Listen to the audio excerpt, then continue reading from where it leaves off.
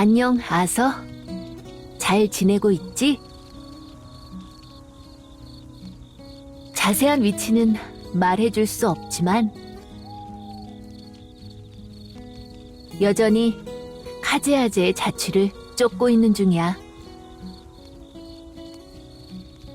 덕분에 연일 야영을 면치 못하고 있어.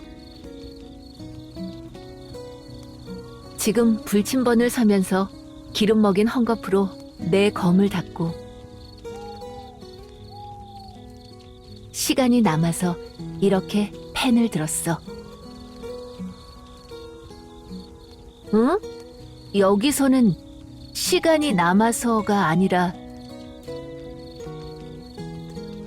검을 닦다 내 생각이 나서라고 쓰는 편이 낫다고? 어? 느닷없이 들려온 조언에 고개를 돌리자 언제 깨어난 건지 모를 리르가 곁으로 다가와 눈빛을 초롱초롱 빛내고 있었어. 엘프들은 밤눈이 밝다고 들었는데 이게 그건가?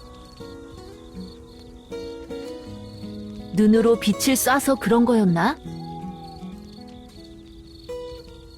자기는 신경 쓰지 말고 쓰던 연애 편지를 마저 쓰라고 하는데 그렇게 쳐다보고 있으면 부담스러워서 쓰겠어? 애초에 연애 편지 같은 게 아니라고!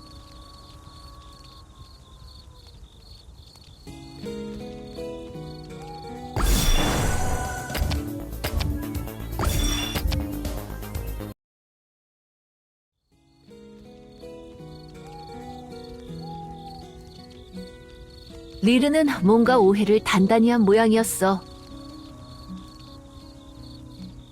마치 그림으로 그린 것 같은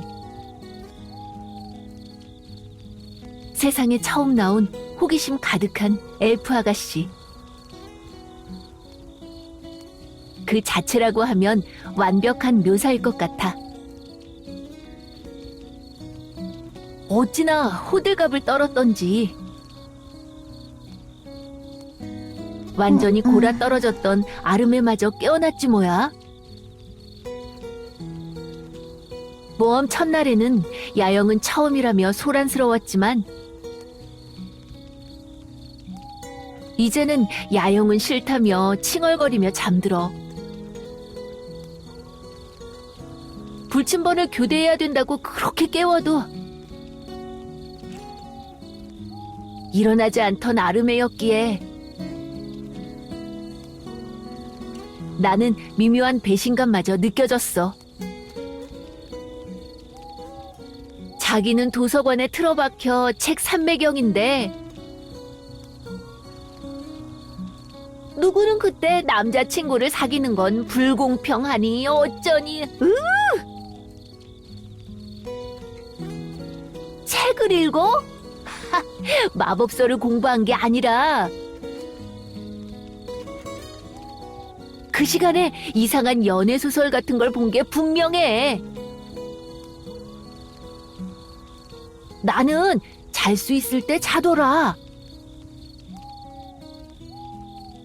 이렇게 자야 할 시간에 깨어 있으면 너희들 손해다. 라고 말려봤지만 두 사람 모두 도통 들을 생각이 없어 보였어. 하는 수 없이 난 해명 아닌 해명을 해야 했어.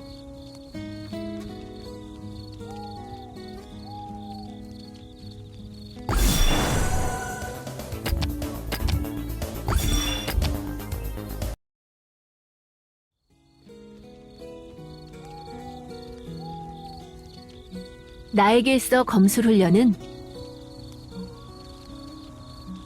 어린 시절부터 한 놀이의 일종이었어. 나무막대로 열심히 베고 찌르며 휘두르면 아버지께서 기꺼이 어울려주시곤 했지.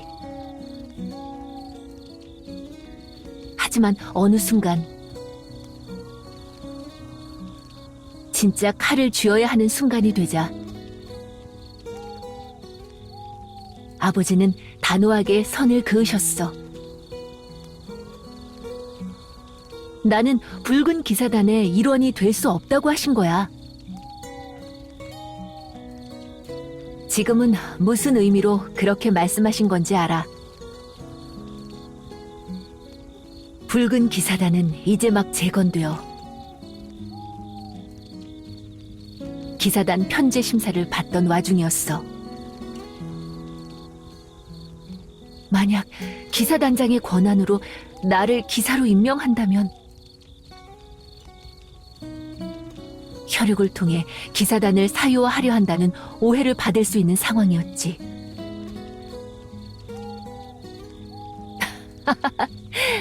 내가 이해심이 깊다고? 글쎄, 아까 얘기했잖아. 지금은 무슨 의미인지 알 것 같다고. 당연히 당시에는 납득 못했지. 나는 내 실력으로 내가 어엿한 한 명의 붉은 기사가 될 수 있다는 것을 증명하려 했어. 하지만 검을 압수당하자 증명할 길이 없더라. 그때 나를 도와준 게 아서였어.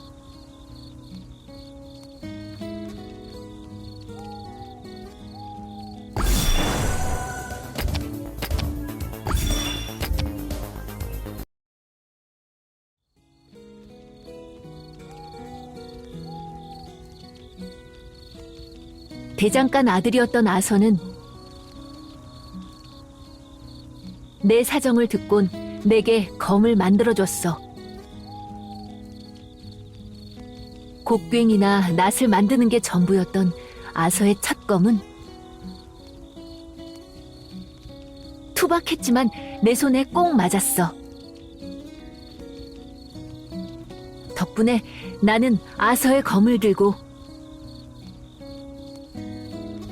붉은 기사단원을 뽑는 자리에 나갈 수 있었어.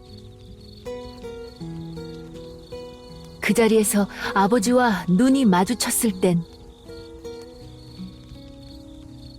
뒤늦게 내가 아버지를 난처하게 만드는 게 아닌가 싶었지만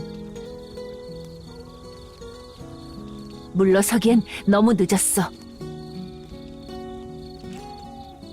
지금 물러나면 아서의 검을 비웃은 제라드에게 꼬리를 말고 물러나는 게 돼버리니까 말이야. 이것 봐. 지금 이 칼도 아서가 만들어준 거야. 굉장히 근사하지? 그날 물러나지 않은 덕분에 나는 이렇게 붉은 기사가 되었고